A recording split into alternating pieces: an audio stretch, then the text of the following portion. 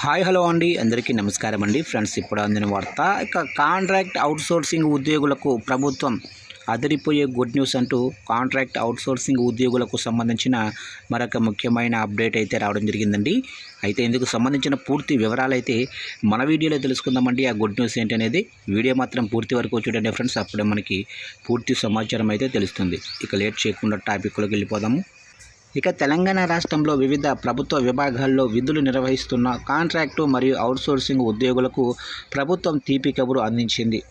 ఏళ్ల తరబడి వేతనాల చెల్లింపుల్లో ఎదుర్కొంటున్న ఇబ్బందులకు ప్రభుత్వం శాశ్వత పరిష్కారం చూపుతూ ఏప్రిల్ నెల నుంచి నేరుగా కాంట్రాక్టు అవుట్సోర్సింగ్ ఉద్యోగుల బ్యాంకు ఖాతాల్లోనే జీతాలు జమ చేయాలని నిర్ణయించింది.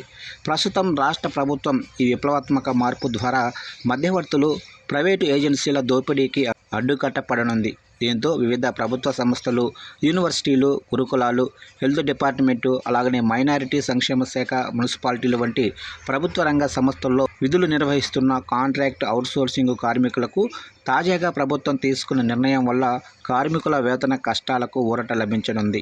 ఇక ప్రభుత్వ ఉద్యోగులకు ప్రస్తుతం ఇంటిగ్రేటెడ్ ఫైనాన్షియల్ మేనేజ్మెంట్ సిస్టమ్ ద్వారా వేతనాలు చెల్లిస్తుంది. ఇదే మాదిరిగానే ఏప్రిల్ నుంచి కాంట్రాక్ట్ అవుట్సోర్సింగ్ కార్మికులకు వేతనం నేరుగా వారి బ్యాంకు ఖాతాల్లోనే జమ చేయనుంది. దీనికి సంబంధించి ఆయా కార్యాలయాల అధికారులు, కాంట్రాక్ట్ అవుట్సోర్సింగ్ సిబ్బంది బ్యాంకు ఖాతాలతో ఆధార్ కార్డులను అనుసంధానం చేసి ఆయా శాఖల ఉన్నతాధికారులకు నివేదికలు పంపారు.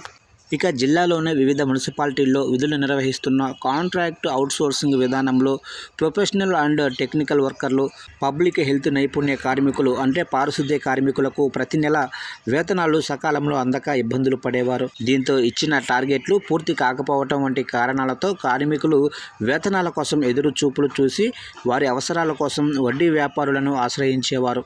తాజాగా ప్రభుత్వం తీసుకున్న నిర్ణయం వల్ల తమకు ఎంతో ప్రయోజనం చేకూరిందని మున్సిపాలిటీ కార్మికులు, ఉద్యోగులు హర్షం వ్యక్తం చేస్తున్నారు.